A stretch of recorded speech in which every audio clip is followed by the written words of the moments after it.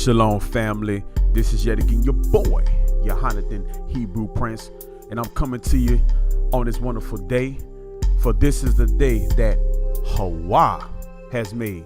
Let us rejoice and be glad in it, for his love, his patience, his kindness, his strength, and his wisdom endures to all generations.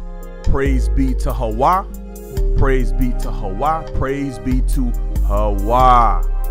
And I'm coming to you this morning. I'm feeling good. It's a good morning. And I just want to jump right into this immediately. So today I want to cover Tehillim, chapter 37. But before we get into that, and because in order for you to comprehend what's going on in Psalms or Tehillim chapter 37, I need to make sure I put up just a little bit of truth, right? A little bit more to help you comprehend.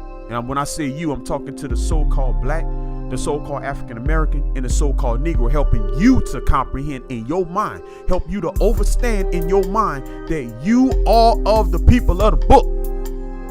And what I mean by the people of the book, I'm talking about the descendants of Jacob, Abraham, Isaac, and Jacob. Here in these scriptures are the 12 tribes of Yisrael.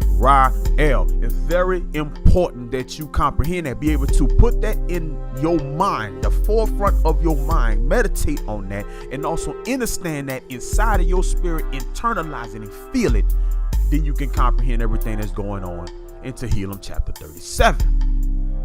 So before I go into this, because I really want to jump right into this, I just want to say shout out to all those that are listening. Much love to you. I hope that this information is definitely resonating in your mind. And I'm asking you to spread these messages out. If you feel they're worthy, spread them out. So we can get this, so we can get more and more going on. To the newcomers that come in, hit that subscribe button. Hit it up if you're feeling it. If not, at least grab this information and run with it. If you have information out there, everybody, anybody, you have information out there that can help this message be better and can get propagated to the masses, send it to me. I don't mind giving you that shout out to it. I don't have a monopoly on truth. I don't claim to have a monopoly on truth. I'm gonna give you what I have. Right now it's about unity. We're trying to bring this thing together so we can do what? So that we can get out of this perpetual servitude. But the perpetual servitude we in is because of our own ignorance, our own folly, and our over and abundance of pride. We are disobedient people, so now we have to get obedient. If disobedience puts you into captivity, then obedience is gonna get you out. It's just that simple. That I don't need to build an entire formula for this. Nobody does. If disobedience is what put us into captivity, then obedience is going to get us out. Now, to all the other nations, if you subscribe, if you yield your members, your mind, and your spirit to Hawa, then come on. Hey, let's get in this saddle and ride. If not, I'm gonna ask you to keep pressing. But if you subscribe to the Most High Hawa and you about that life and following the Most High in the way He said to, then come on, get on this train. Let's get it. Two. Okay. Now, with that said, let's jump into this thing. So, dealing with this word right here, it says Negus. Let me throw that out there again in this spelling, so that if somebody hear what I'm saying and trying to say I'm using derogatory terms, I'm going to go ahead and shut that down by spelling the word first, then give the pronunciation. Negus. I'm going to say it one more time. Negus. And then when you look at it, it's Negus. That sounds very familiar, doesn't it? Well, let's look at the definition, though. What does it say? It's a noun, of course, right? Now, look what it says. It says king. Look at this brother right here. Let me make this a little larger. See if I can put it up a little bit here. Look at this brother right here. Look at that garb. Look what he got in his hand right here. Look at it. Look at this seat. Now look at our sister. Look at his queen. Look, what do you see here? It's called royalty. And what this was called, first known use, 1594, Negus, first known use. That's a key word right there, known. That's not saying it's the first time this was used. It's the first known use in accordance with this record, 1594. And what do we have here? Used as a title of the sovereign of Ethiopia. Amharic Negus, from Ge'ez Negusa, Nagaste, King of Kings. I bring this up because we walk around and you hear our brothers calling each other that word, that N word that I refuse to say, right? With the little A at the end, talking about a word of endearment. You ever wonder why we do that? Of course, we had the shallow, we trying to make it a word of endearment. But why does that word resonate on us so easily? Well, the white man put it on us. No, that has not worked with me yet. But when you see something like this and it says Negus, goose, when you're looking at this right here and you see how we use the derogatory form of the word amongst our community, you have to ask oneself, where did that come from? Now, of course, they have the N word with the ER at the end. We know that's derogatory. We put it, we as being a so-called black African American Negro, put a at the end and says a word of endearment. But now look what you have on the screen right here. And look what you see right here. You see this king, you see this queen, you see this royalty. And what do we have? Negus. And this comes, they're talking about a sovereign of Ethiopia, right? It's a noun. We're talking about being a king. We're talking about king of kings. We look at the Ge'ez language. Negusa. Aharic. Negus. So again, when you look at who we are as a melanated people across this earth, we start to uncover the mysteries behind the words that are so flowing out of the so-called black, the so-called African American, the so-called Negro's mouth. That's been made derogatory, made to belittle us, made to show us in the light of deplorability, when in all actuality, when you come back to the actual true form from different languages here, this is not English, you realize, wait a minute. Not only was the word not belittling, and has nothing to do with negativity in this particular form. I'm not saying go around calling each other those. No, that's far from this. What I'm trying to show once again is the history behind a matter. Seeking out a matter to its totality as much as I can at this point. Or if you have different information, shoot it this way. But when you look at the Ge'ez language, that's Ethiopian. And what do you have here? Negusa. You have this other language that I'm tearing up the pronunciation of. Amharic language. Negus is what you're dealing with over here. And it means what? Sovereign of Ethiopia, king of kings. It means king. Royalty. Okay? This is who we are. We are royalty. We are priests, kings, queens. So stop calling each other derogatory terms that have no meaning. What up, dog? No, you're not a dog. Unless we find out that come from some indigenous tribe, then we can readdress that there. I haven't done that research as of now. The only thing I can say is you ain't no dog. So stop calling each other dogs. You're kings, you're queens. Let's start there. You are of Israel stock. Let's start there. Our women are daughters of Zion. Let's start there. Let's go to those terms. And I'm going to tell you something about words. If you learn words and we use those words properly, every single thing we say has a spiritual reward and a spiritual consequence. As the scriptures love to put it, there's life and there's death in the power of your tongue. That's why the old folks, the so-called old folks, used to say, that's why you have to that's why your tongue is behind those two gates, which is your teeth. They call it the pink tornado. Because out of that tongue and the vibration of your vocal cords and the words that pass across that, coming out of your mind, Every time you speak something, you bringing that to life. So if we walking around here calling each other dogs and all this other mess that we call each other, instead of calling each other kings, then we gonna act like a dog, walk like a dog, and do what animals and stuff do. But if we walk around and start calling each other kings, and we call each other queens, and we understand what we saying, and we put that love and passion behind that, then you keep calling the brother a king and see what happens. You keep calling the sister a queen and see what happens. That sister gonna put some clothes on. That brother gonna pick up his pants on his own because you speaking kingdom and royalty and priesthood into that brother and into that sister. That's what we got to get to. Didn't mean to go off on a tangent, but y'all know how I do. Okay, listen. Today the Sabbath. I got time. All right, so let's go to the next thing. Now, all rights. I'm using this as fair use. You'll see that in the video. So all rights go to this author, J.A. Rogers. I own no rights to this book.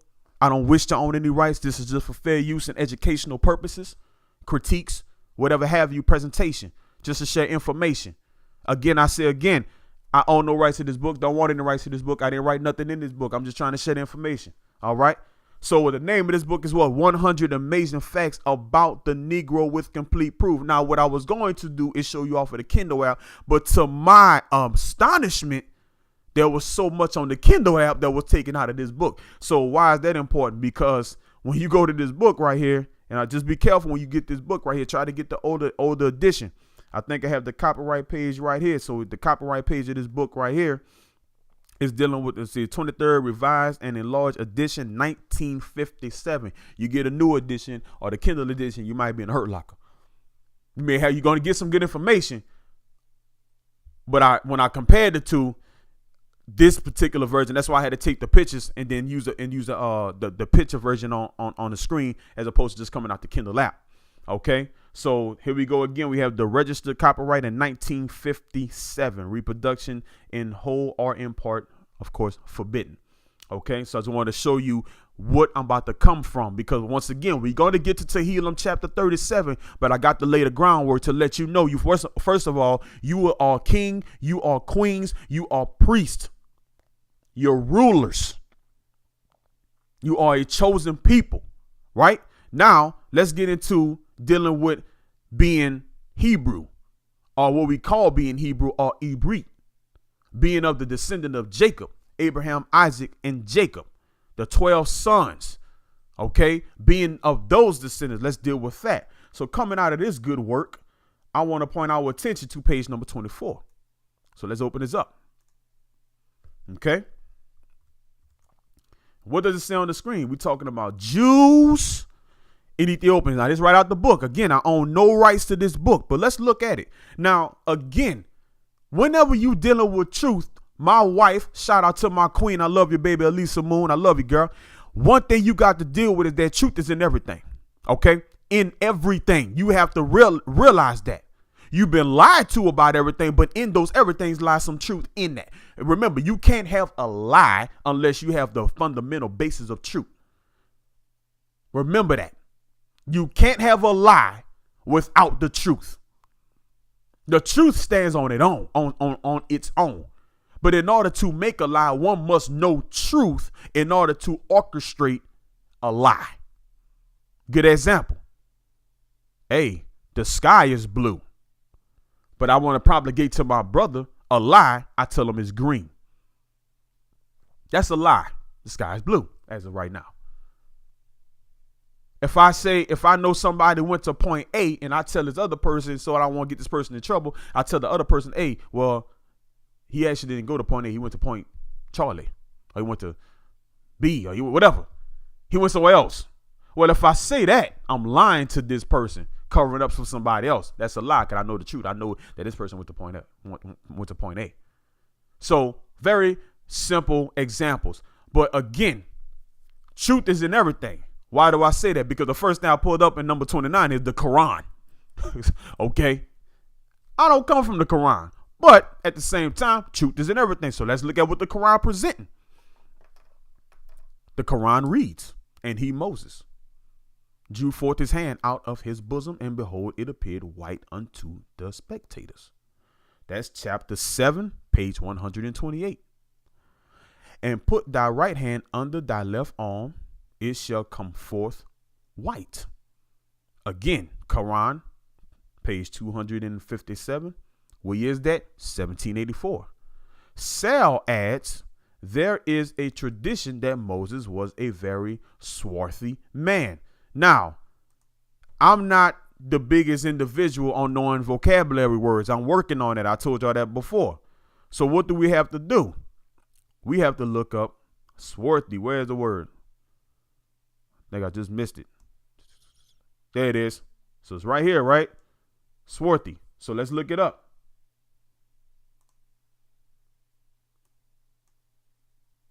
Let's go ahead on and open up a new page. As you can see, I'm looking at King James 2017. Hawa, the breath and father, life and covenant. I'm definitely going to come back to that. But let's look up swarthy. See what we have here. I want to put it right where it is. Bam. SWARTHY.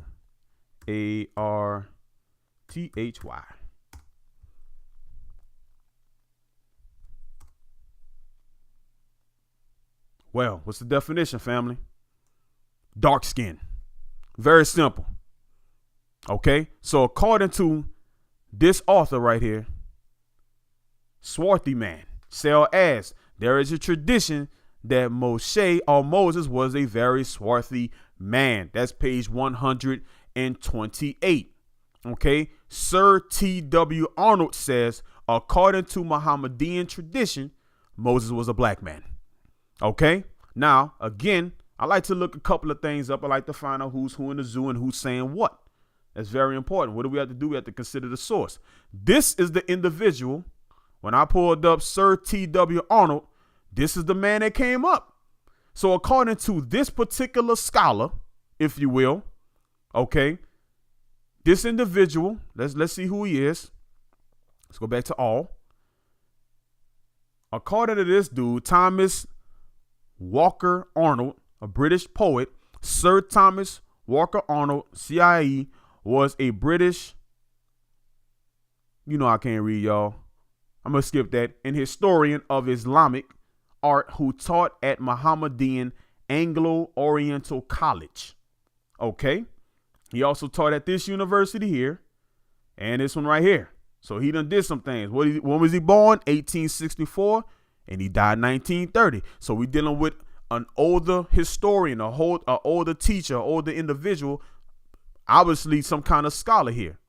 Okay, so that individual, according to this work, what does he state? According to the Mohammedan tradition, Moses was a black man. The Preaching of Islam, which is a book he wrote, page 106, Westminster, 1896. Now, I found this to be very interesting. The Vulgate and the Modern Bible says that Moses' hand was leprous as snow, which we know that, right? That's what it says. But the Septuagint Bible, which is, now this is key, which is the oldest translation. I say again, according to this work, it says oldest translation. This is very important. That means that the modern Bible, the Vulgate and all that stuff right there, we have an older translation now, which I need to go get and cop, right, so that I can have in my library, is the Septuagint Bible, which states something a little bit different. It's the oldest translation, dating to about 150 BC, accords with the Quran. The Septuagint says that Moses' hand became as snow, not leprous as snow. That's different, family. It says became as snow. That means literally his hand turned white, straight up. Well, you can't turn white if you're already white. Think about it. Let's keep moving. It says, and that when he placed it in his bosom the second time, it was restored to the complexion of the other flesh. Now, that's coming out of the older translation of the Septuagint Bible. Here is the clearest possible inference that the miracle lay in turning a black skin white and then changing it to black again. I have similar references on the subject. It's the disclaimer. Okay. Then it talks about, in this particular passage here, it talks about how there was no racism dealing with Miriam objections to Moses' Ethiopian wife. It had to be more of a tribal or national thing because racism didn't exist. Well, why didn't it exist? It didn't exist because it was always of the same complexion or similar complexion. So racism as we know it today would not have been the issue during this time. Tacitus, which is he's definitely a historian. All right. He says, many again say that they, being the Jews, were a race of Ethiopian origin. That's in his book 5, chapter 2. Family, that's important. Why am I showing you this? I'm showing you this because you're not going to be able to comprehend nothing in the so-called Old Testament, in these scriptures, in the Tanakh, the Torah. You can't comprehend this if you still looking at your scriptures. And every time they mention the Israelite, you picturing those cats over there across those waters. If you still picturing them with black suits on and their crazy looking hat on and bouncing back and forth before the wall, and they call themselves Jews and the people of the book, which they only got so-called, according to them, they only got 3 tribes over there anyway. Well, I don't know what 2 or 3 tribes, whatever happened to the other 9 to 10 is befuddling to me. But nevertheless, if you're reading your scriptures and every time it says Israelite, every time it says Hebrew, Abraham, Isaac, Jacob, Chaldean, Mitzrite, Hittite, Perizzite, Amorite, Jebusite, if you picturing the so-called white man in your head, then you cannot relate when the book is talking specifically about you, the so-called black, the so-called African-American, the so-called Negro. That changes the entire perspective on what you're reading and what you're comprehending. If you picture yourself there because it is yourself, because the book talking about you, because your ancestors who's received the law, then you can have a fundamental comprehension and a correct and wise comprehension of what you're reading, and therefore it will change your life. Change your thoughts, change your spirit, change your actions. But you can't comprehend it fully unless you know who you are and who others have said you are and know who you are. Others around around this earth, on the face of this earth, know who you are. In the days of antiquity, modern, and even today. And that's why I'm trying to show you this before we get into the reading of Tehillim chapter 37. Okay, now got a little hijack, got to dodge the hijack, got to dodge the misinformation, because this individual, F. Ratzel, says the entire Semitic and Hamitic population of Africa was a mulatto character, which extends to the Semites outside of Africa. History of Mankind, Volume 2, page 246. So this individual didn't want to put out like Tacitus did. Tacitus just said, listen, real talk, look. They're of Ethiopian origin, and if you break down the word Ethiopian, then we know what it means. Black. All right. So straight up, Septuagint Bible, oldest translation. Hey, straight up, Moses was a black man. No problem. The Quran, Moses was a black man. But when we get to my man down here, little comedy. Let's go ahead and do some comic relief. You say, well, I'm not going to say that they're totally black or totally dark. So what we're going to say, we're going to call them a mulatto. 1590s. All right, offspring of European, but you still can't negate black African. Of course, they put African. Okay, we'll roll with that for now. But we know that if you Hebrew, if you're a Chaldean or anything, that you African, seriously, we'll deal with that later. All right, but for the sake of this, we'll just roll with what the definition says. Okay, now. So he's saying that that they're mixed people between white and black. That's what this author, based off of the definition and etymology of mulatto, is pulling up. Okay, let's keep going. Like I said, I got nothing but time today. If I'm taking too long, I apologize. But this information is something I've been wanting to get out all week, and we gonna deal with it today. Now we're going to go to the next page. Okay. Let's look at this. M. Fishberg, same book, page 25. A leading Jewish authority says, contrary to general accepted theory that the Jews have maintained their racial purity for centuries, research by modern anthropological methods have shown that the physical type of the Jews bear a striking, pay attention, a striking resemblance to the ethnic types encountered in indigenous races and peoples among whom they happen to live. What's the book reference? North African Jews, page 1, New York, 1906. That is to say that in the black man's land, the Jew is black, in the brown man's land, brown, in the white man's land, white, etc. Fishberg gives abundant illustration of this by pictures. For the Negro Jew, see his book, The Jew, page 120 through 134, 146, 149, 174, 178, 181. F. Hertz said, in China, the Jews are hardly to be distinguished from the Chinese. In Africa, they look like the Negro. Okay, let's keep going. This is some good information. No matter how you try to spin this, and I like the spin they put on that, at the end of the day, which I'm showing you the different perspective that authors in the days of old, modern historians and historians across the board, whether they wanted to admit fully that the so-called black African American is what they call a so-called Jew or Yehudi or of the tribe of Yisrael, whether they want to show it directly, whether they want to say it's of mulatto character, well, they mix, or whether they say, well, no matter what land you go to, it's indicative to the people there, right? No matter which way they come at it, one thing that they can't mitigate is this. The so-called black, the so-called African American, the so-called Negro is of the seed of Jacob. Let's keep going. You don't believe me? Let's keep reading.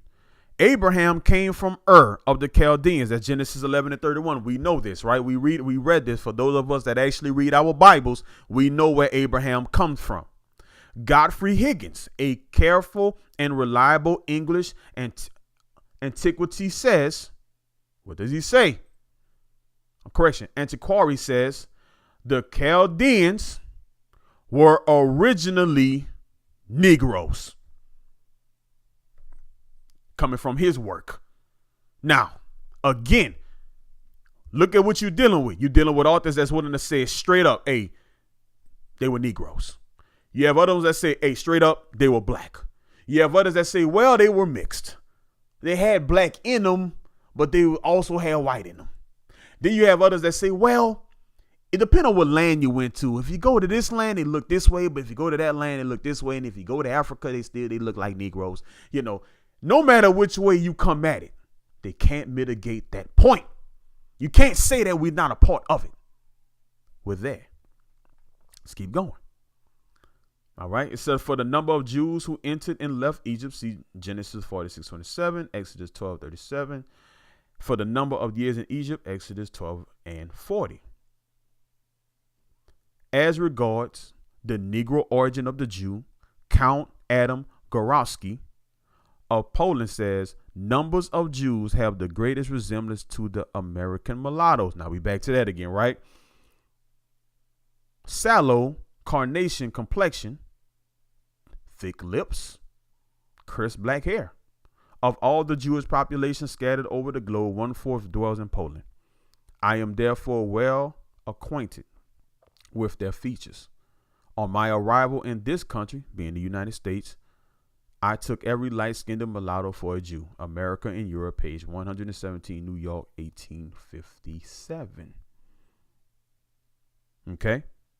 And we can go on and on with this. You can pause it, read the rest of this. What am I showing you today? To my brothers, the so-called black African-American Negroes. If you look at your scriptures and all you see is a so-called white man when you're looking at it, I'm telling you now, you need to reevaluate that. Okay? You are the people of this book. And whether authors want to deal with it directly, or they want to try to make you a mixture, or some of them just being honest and true and say, listen, they were Negroes. Like this author did right here when he says Abraham came from Ur of the Chaldeans. Because you got to remember, as much as folk try to throw out this Hebrewism and try to talk about Hebrewism all the time, you have to remember there are a people that predate the Hebrew. Who are they called? They called the Chaldeans. Because out of Chaldean came Abraham. Abraham came from the land of Ur, which was in what? Chaldea. Okay? He wouldn't call it a Hebrew till later. And Godfrey Higgins said, look, a careful and reliable English antiquary says the Chaldeans were originally Negroes. Negroes. Straight up. Okay? So reframe your mind and keep researching the topic. You'll find there a lot more. You'll see the catacombs of Russia and how they portray us as what? So-called Negroes. So-called swarthy. Dark-skinned. In the catacombs of Russia. Okay? Now that piece of foundation was laid for you. Let's deal with this scripture. Like I said, again, if I'm too long, I apologize, but I'm feeling good today. And I've been wanting to put out a lot of information this week. What I'm going to start doing is putting information out on the Shabbat. And then, of course, the first day of the week, which we call the so-called Sunday, that we get all the information throughout the week and just throw it out and put it all together and then be able to put it out. OK, so let's get into the heart of the matter. Let's deal with today. Let's deal with Tehillim chapter 37. And this is very important. Very, very important. And I'm not, for the sake of time, we're gonna go through this as quickly as the Most High would allow. Okay, but if the Most High, Hawa, says stop, then I gotta stop. Now let's look at this. Remember, this is talking about you. We dealing with our king. Okay, our King David wrote this. Okay, look what it says. It says the Psalm of David. Fret not thyself because of evildoers, neither be thou envious against the workers of iniquity. For they shall soon be cut down like grass and wither as green herb. Trust in Hawa and do good. So shalt thou dwell in the land, and verily thou shalt be fed. Trust in Hawa and do good. So shalt thou dwell in the land, and verily thou shalt be fed. Why am I highlighting so shalt thou dwell in the land? I'm highlighting that because we've been given this you're going to heaven type of mentality, or you're going to hell. But when you look at our ancestors, that being King David, and knowing their mindset, knowing their so-called theology, knowing their so-called philosophy, knowing their comprehension of the matters that the Most High gave them, knowing what they knew would change your perspective on heaven and hell. Question: why would the Most High bring you up to the heavens when he gave you the earth to dwell? Why would he do that? He gave the earth to us. He gave it to man to dwell, to be fruitful and to multiply and to replenish or plenish or multiply upon the face of the earth so that we may dwell in joy and happiness. He gave the earth to us. You don't give your kids the master bedroom. You give your kids what? Their own room and say, that's yours. Go play, have fun, do what you want to do there. Just do it in righteousness. Don't tear up my walls. Don't be messing up my carpet. Don't be breaking up the stuff that's in there. Care for the things. Keep it good. He gave us our own room. A beautiful place, made, laid out with fine jewels and everything. Okay, gave us food to eat, gave us the greatest thing that has ever walked the face of this earth by the species known as woman. He gave us what we wanted and needed. We was straight. Gave us pets, animals, everything. So if he gave us the earth, then what would be the point of us going up to the Shamayim when he came down and dwelt among us here? Because right now we're talking about dwelling in our land. He gave us an inheritance right here on our land. Let's keep going. Let's see how many times he mentioned this land, how in this land aspect. Let's look at it. Delight thyself also in Hawa, and he shall give thee the desires of thy heart. Commit thy ways unto Hawa. Trust also in him, and he shall bring it to pass. And he shall bring forth thy righteousness as the light, and thy judgment as the noonday. Rest in Hawa, and wait patiently for him. Fret not thyself because of him who prospereth in his way, because of the man who bringeth wicked devices to pass. Cease from anger and forsake wrath. Fret not thyself in any wise to do evil, for evildoers shall be cut off. But those that wait upon Hawa, what shall they do? They shall inherit the earth. Again, just in case you thought I was flawed, or maybe I am flawed, I don't know, help me out. But when I look at this, it says, for evildoers shall be cut off. Cut off from what? Cut off from the people. Cut off from the land. Right? Because remember, the rapture, the wicked stays on the earth. With the rapture theme. The rapture lie that's been propagated, right? The whole, we going to get caught up and taken away. But this says differently. It says, but those that wait up on Hawa, they shall inherit not just the land, not just a portion of the land. It says inherit the earth.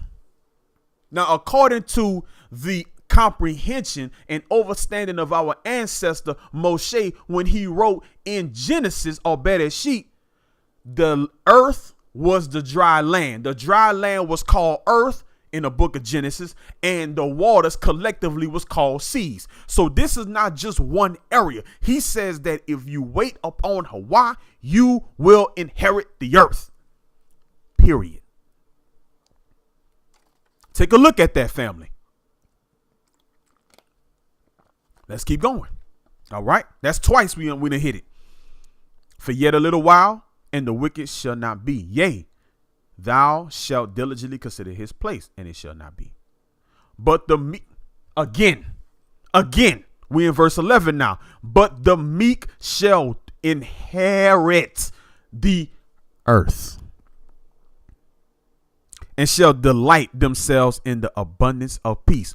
Where you going to delight yourself in the abundance of peace? O pious, O righteous one, O meek one. The earth. Let's keep going. The wicked plotteth against the just, and gnasheth upon him with his teeth.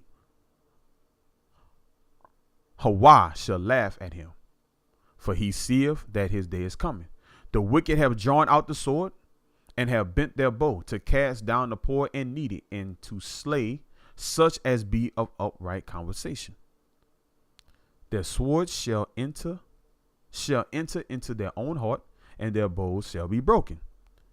A little that a righteous man hath is better than the riches of many wicked. Got to stop there. We got to stop worrying about having so much. Because look what it says. It says a little that a righteous man hath is better than the righteous of many wicked. Than the riches of many wicked.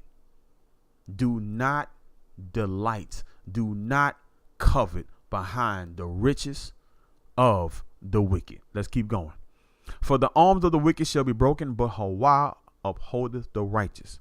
Hawa knoweth the days of the upright, and their inheritance shall be in forever. That go of forever. I like forever because that will mean, it means perpetually. It means, as we call it in math, infinity. Okay. Now, let's check something out. It says right here, it says, Hawa knoweth the days of the upright, and their inheritance shall be forever. What was the inheritance? The earth. Verse 11. Who's going to do that? Who's going to get that earth? The meek. Right here. So the meek shall inherit the earth, and their inheritance shall be forever. Let's keep going. They shall not be ashamed in the evil time, and in the days of famine they shall be satisfied. But the wicked shall perish, and the enemies of Hawa shall be as the fat of lambs. They shall consume, into smoke shall they consume away. The wicked borroweth and payeth not again, but the righteous showeth mercy and giveth. For such as be blessed of him shall inherit the earth. You notice that the king here keeps saying that over and over through the Ruach HaKodesh. Keeps saying it over and over and over and over. The meek earth, the meek earth, the meek earth, the blessed earth, the righteous earth, the pious earth. Who is going to get the earth? Are you going to get the earth? This is your king talking to you. He's telling you, number one, the earth is where it's at. And number two, the only way you're going to get that earth is if you of righteous stock. Think about that for a minute. Yes, it's important to know who you are so you can comprehend this. That's why I spent the first few minutes of this video trying to show you what authors around this earth have said about you, and in different times have said about you. And if you check out a couple other videos, you'll know what they're saying today about you. So-called black, so-called African-American, so-called Negro. At the end of the day, the earth is yours. You have an inheritance here. This is yours. But you got to be righteous. If you ain't righteous, good luck. It says, the steps of a good man are ordered by Hawa, and he delighteth in his way. Though he fall, he shall not be utterly cast down, for Hawa upholdeth him with his hand. I have been young, I being the king. King David said, I have been young, and now I am old, yet have I not seen the righteous forsaken, nor his seed begging bread. He is ever merciful and lendeth, and his seed is blessed. Depart from evil and do good. Depart from evil and do good. Depart from evil and do good, and dwell forevermore. Depart from evil and do good, and dwell forevermore. We have to stop doing evil, my people. In the book of Yeshayahu, also known as Isaiah, what did he say? He said in his book as well, he said, listen, stop doing evil, learn to do good. That's what the Most High Hawa said to us then in his book. Now our king is saying the same thing. He's telling us, listen, the steps of a good man are ordered by Hawa, and he delighteth in his way. Though he fall, he shall not utterly be cast down, for Hawa upholding him with his hand. I have been young and am now old, yet have I not seen the righteous forsaken, nor his seed begging bread. He is ever merciful and lendeth, and his seed is blessed. Depart from evil and do good, and dwell forevermore. For Hawa loveth judgment, and forsaketh not his saints. They are preserved forever, but the seed of the wicked shall be cut off. The righteous shall inherit the land. The righteous shall inherit the land. The righteous shall inherit the land. The land, inherit the land, and dwell therein forever. How can you dwell in the land? How can you inherit the earth forever and get taken up to the Shamayim? Explain it. How is that possible? How is that possible? He said that we will dwell here. We will dwell here. The righteous shall inherit the land and dwell therein forever. You can't inherit the land and be gone at the same time. What is that? Why am I coming at it so hard this morning? Because again, I'm here to bust up lies. And I told you, I'm a militant person. My mind is militant. I'm about that fight life. And what am I fighting against? Stupidity, idiocracy, ignorance, folly, foolishness, false doctrine, lies, deceit. Why? Because it has put us in a perpetual mental and spiritual and even physical bondage. And I'll be quite honest with you. I'm not too concerned about the physical bondage because he's coming back and he's going to take care of that. He being the Most High Hawa. He going to come back and take care of that. But we can start definitely getting our mental and our spiritual together now. We can get that together, but I'm going to tell you something that's not going to get done when we constantly are being fed lies and we constantly being fed deceit. Now, we got a rapture theme going on. Everybody going to get raptured. I laughed at this whole September 23rd, 2017 that just happened. I'm still here. And so is everybody else, unless they got killed or died. We're still here. We're supposed to get raptured. Remember? That was put out. We were supposed to get raptured. That was the new thing. September 23rd, 2017. Everybody going to get raptured. There's a rapture's going to start. Well, folks still here. Left Behind the movie did not happen. When is the rapture going to happen? And if the rapture does happen, is it the rapture of the wicked or the righteous? Because according to this, the righteous is going to stay here. It says in Tehillim or Psalms chapter 37, verse 29. What does it say? Read it with me. It says, the righteous shall inherit the land and dwell therein forever. You can't dwell here forever and be gone. Well, the New Testament says this. Have you done your research on the New Testament? And if there's such a heavy conflict between the two, shouldn't we search out that man and find out what's good? Because that's a problem. That's a problem if you're trying to use scripture in the so-called New Testament to say, oh, we're going to get raptured out. And then we look at the Old Testament and the so-called Old Testament, which ain't old at all. It's still fresh to death and full in effect.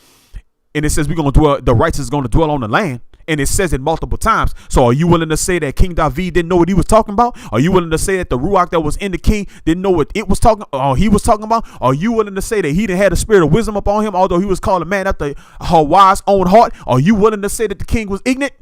I'm not that bold. So there lies a discrepancy and a problem that we need to investigate, because I can't be righteous and inherit the land and dwell there in the land forever and be gone up in the Shamayim or so-called heaven, something about I'm dwelling up there. That don't work. When I know the Most High gave me land here, he gave me an inheritance here, and he made man for this place, and for this place we were supposed to rule over. So he gonna give us a room, he gonna give us a place, he gonna give us our own, then all of a sudden take us from it and let the wicked chill in it. Again, what's up is down. And what's down is up. What's left is right, and what's right is left. It's backwards. The rapture that's coming, there is a rapture, but it's going to come rapture the wicked, and they will be thrown away like the chaff in the wind. That's what's going to happen. They going to burn up through the fire. That's what's going to happen with the wicked. The righteous is going to stay on this earth, and it will be made new, and it will be made established for us to dwell in for the rest. That's the real. In accordance with our King, in the spirit of righteousness that dwelt there in him. Hallelujah. Hawa. The mouth of the righteous speaketh wisdom, and his tongue talketh of judgment. The law of his Elohim is in his heart. None of his steps shall slide. The wicked watcheth the righteous and seeketh to slay him. Hawa will not leave him in his hand, nor condemn him when he is judged. Wait on Hawa and keep his way, and he shall exalt thee to inherit the land. Let's read that again. Maybe it's a typo, right? Maybe that's a typo, right? Let's look at it again. Wait on who? Hawa. Hawa. Wait on him, right? Keep his way. I'm sorry, let me read it right. And keep his way. And he shall exalt thee to inherit the land. Now we done seen this over. We almost at the end of the chapter. We towards the end, and we seeing the same thing over and over and over. Inheritance of the land. Inheritance of the earth. Who's going to get it? The pious, the righteous, those that wait on Hawa. Those that put in their work for Hawa, those that love Hawa, those that subscribe to Hawa, those that follow those precepts of statutes, the laws, commands, testimonies, and witnesses of who? Hawa. Those individuals are going to inherit the land. When the wicked are cut off, thou shalt see it. So not only are you going to inherit the land, my people, You also going to see the wicked get cut off. I have seen the wicked in great power and spreading himself like a green bay tree. Yet he passed away, and lo, he was not. Yea, I sought him, but he could not be found. Mark the perfect man, and behold the upright, for the end of that man is peace. For the end of that man is peace. Why? Let's look at it. What kind of man? Mark the perfect man, and behold the upright, for the end of that man is peace. But the transgressors shall be destroyed together. When you destroyed, guess what you're not doing? You ain't dwelling on nothing, because you're destroyed. You're finished. Finito. Done. Stick a fork in you. The end of the wicked shall be cut off, but the salvation of the righteous is of Hawa. He is their strength in the time of trouble. And Hawa shall help them and deliver them. He shall deliver them from the wicked and save them, because they trust in him. Hallelujah. Hawa. All praises be to the Most High, greatest name above all names. Hawa. Why am I showing you this? To the so-called black, so-called African American, so-called Negro? I'm showing you this because this your king. This is what your king told you. This is what your king has been promulgating to you. In the book, we have a problem when you talking about you waiting on a rapture. If you're waiting on the rapture, this is what you really waiting on. You waiting on destruction. Because when he come grab these wicked liars, deceivers, and murderers and stealers, when he come grab the wicked, he's going to come get them off this place who's caused so much destruction here and destroy them. They will not dwell anywhere or inherit anything. But if you are pious, if you are righteous, you are chosen. You act as a negus, a king, a righteous king, a queen, that of royalty. You do that, my brother, my sister. And to all the nations that wish to do righteous unto the Most High, then you inherit the earth. You inherit the land. That's a very important message for us to comprehend. See, we're looking at a whole bunch of other things right now. We're trying to get things the wrong way. I'm telling you, I love unity. I want us as a people to come into unity. We have to unify. But the caveat to that unification has to be righteousness. We can't come with our own theology, philosophies, and doctrines. We can't come with all the Christian garb and all the other stuff that we're not supposed to be associated with. We can't unify like that. We've tried it. It failed. We've tried to unify outside the Most High, and it failed every time. I continuously use that example. 1921 Tulsa, Oklahoma. Go look it up and see for yourself what happened. There was no reason for that place to get destroyed overnight, but it did. The Most High would not allow us to get too far or too big for our britches when we are wrong and we are not giving him that which belongs to him. If we are building something, if we are trying to come together and exclude him when we are his children, we are his chosen, he gonna chastise us, because he does what? He chastises those whom he loves. You can call the Most High cruel all day, but I'll guarantee you, let your child do something against you and see what happens. Unless you just one of them parents that just allow your kids to do whatever they want, you got some kind of structure in your home. You done put that belt on the behind, you done spanked, you done put them in timeout, you done made it, you done did something. You ain't finna tell me that you just let your child do what they want to do, when they want to do, how they want to do it, and you the one paying the bills, buying all the food and paying the electricity now. There ain't no way in the world you finna tell me that. What makes the Most High different? Because he's the Most High? Didn't he make us in his image? That means discipline was already in him. That means the fact that he don't want nobody to cross him was already in him, was already there. Let's not act like the principle is different because we dealing with the Most High. Especially we come from him and we built in his image. That means all of our feelings and that which we have and the way we think comes from the Most High, because we are a part of the Most High. We have his breath in us. So let's reconsider the matter, my family. Know who you are. Know whose you are. Remember the facts. Consider the source. Critical thinking, quantitative analysis, and deductive reasoning. Use them. Learn them. Live life by them. Get wisdom from the Most High. Embrace your mother, who's a wisdom. Seek your father, Hawa, the Most High. And I guarantee you, things will get better. But until we do that, we're going to continue to get in this same state. It's time for us to wake up, my people. I love you. And I pray you have a great, outstanding, wonderful, beautiful, phenomenal day in the Most High, Hawa. Shalom.